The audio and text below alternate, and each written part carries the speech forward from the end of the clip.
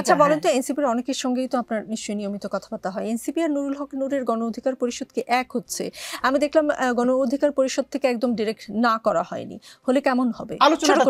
আলোচনাটা চলছে, আমি যতদূর জানি আলোচনাটা চলছে। আসলে ব্যাপার হলো এই আলোচনাটা এখন না, আমি নিজে যখন আমি তো নাগরিক কমিটি প্রায় জামাতের ঘরে ঢুকে গিয়েছি, মানে এনসিপির এখন এনসিপি দেখেন এনসিপি কতক্ষণ জামাতের ঘরে ঢোকে, কতক্ষণ বিএনপির ঘরে ঢোকে, কিন্তু যে আলটিমেটলি সে কোথাও ঢোকে না, আবার দাঁড়াই থাকে, আমার মনে হয় এটা তার গুড মুভ। শরীফ ওসমান হাদি, 32 নম্বরের বাড়ি ভাঙা হলো, বিভিন্ন জায়গায় তাদের আওয়ামী লীগের অফিস ভাঙা হলো, আওয়ামী লীগের গ্রাম থেকে শহরের শীর্ষস্থানীয় নেতারা পালিয়ে আছে, তারপরে আওয়ামী লীগের ফেরা নিয়ে কেন এত শঙ্কা?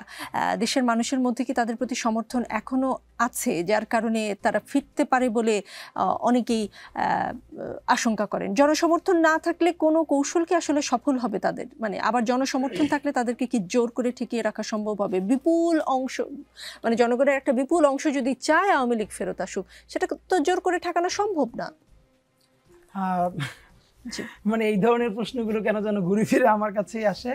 আমি এইটা উত্তর করবার আগে কাইন্ডলি একটা মিনিট একটু পিছন থেকে আপনি যেটা মনে হয় সায়েদকে জিজ্ঞেস করতেছিলেন, নিশ্চয়ই আছে, বিএনপির মানে যে এই যে বিএনপি অনেককে নমিনেশন দিতে পারলো না, বা এখনো তারা এই জায়গাটায় তো অন্তত মানে ইলেকশন, এটা তো বাস্তবতা যে ধরেন সামনে যে নির্বাচন, ওই আমেজ তো দেশে শুরু হয় নাই, দল সবাই ক্যান্ডিডেট ঘোষণা করে দিবে, তুমুল আকারে সবাই এলাকায় যাবে, কথা বলবো, ওই আমেজটা তো রিয়েলি নাই এখন পর্যন্ত, রাইট?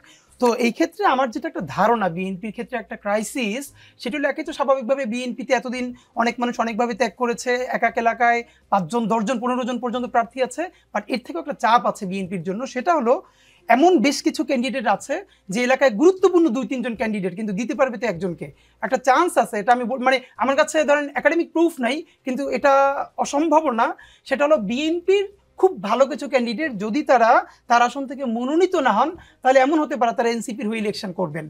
এটা অফকোর্স হতে পারে, স্বতন্ত্র না করে এনসিপি, হ্যাঁ অফকোর্স হতে পারে, কারণ এনসিপি যদি একটা জোট করতে পারে, ধরেন এখন যেটাই যে আমরা চাই কি এনসিপির শত সমালোচনা করেও বলি যে বিএনপিকে একটা বেটার বিএনপি করবার জন্য, জামাতকে আরো একটু বেটার জামাত করবার জন্য এনসিপির ন্যূনতম রাজনীতিতে ভালো করা উচিত। এই ভালো করার মধ্যে বলছি না 50টা আসন তার এখনই লাগবে, কিন্তু তার পলিটিক্সটা জারি থাকা উচিত, যাতে এই দুই বাইনারির মাঝখানে যে আমি বিএনপিও পছন্দ করছি না জামাতও না, তো আমার তো একটা স্পেস লাগবে, যেই আরবান ছেলেটা। আচ্ছা বলেন তো, এনসিপির অনেকের সঙ্গেই তো আপনার নিশ্চয়ই নিয়মিত কথাবার্তা হয়। এনসিপি আর নুরুল হক নূরের গণ অধিকার পরিষদ কি এক হচ্ছে? আমি দেখলাম গণ অধিকার পরিষদ থেকে একদম ডিরেক্ট না করা হয়নি, হলে কেমন হবে? আলোচনাটা চলছে, আমি যতদূর জানি আলোচনাটা চলছে। আসলে ব্যাপার হলো এই আলোচনাটা এখন না, আমি নিজে যখন আমি তো নাগরিক কমিটি প্রায় জামাতের ঘরে ঢুকে গিয়েছি, মানে এনসিপির এখন এনসিপি দেখেন এনসিপি কতক্ষণ জামাতের ঘরে ঢোকে, কতক্ষণ বিএনপির ঘরে ঢোকে, কিন্তু যে আলটিমেটলি সে কোথাও ঢোকে না, আবার দাঁড়াই থাকে, আমার মনে হয় এটা তার গুড মুভ। মানে সে তো বার্গেইন করতে চায়, পলিটিক্স তো বার্গেইনের ব্যাপার, সুতরাং সে যার কাছ থেকে একটু বার্গেইন করতে পারবে, এটা তো ভালো, এটা তার জন্য।